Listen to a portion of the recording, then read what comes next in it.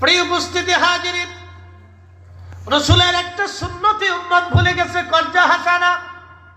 কর্জা হাসানা যে দিল, আল্লাহর নবী বললেন তুমি যদি 1 টাকাও কর্জা হাসানা দাও তাহলে 1 টাকার সওয়াব হবে।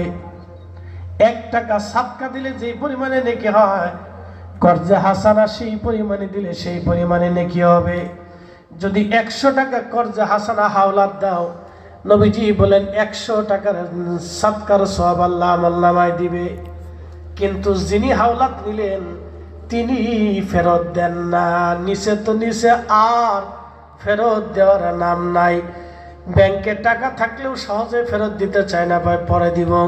আর একবার শ্বশুর বাড়ির থেকে যদি নিতে পারে তাই তার কোনো কথাই নাই।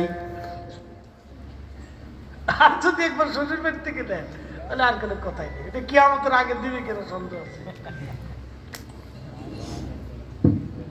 তাহলে এই উম্মত কর্জা হাসানা নামক সুন্নত ভুলে গেল।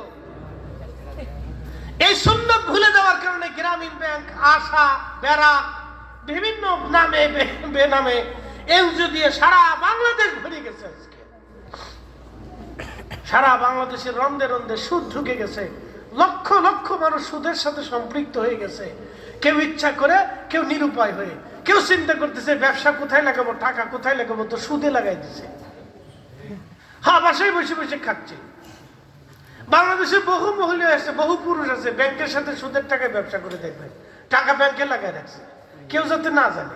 টাকা ব্যাংকে রেখে দিচ্ছে, কিন্তু রেখে দিচ্ছে সুদের কারবারে রেখে দিচ্ছে।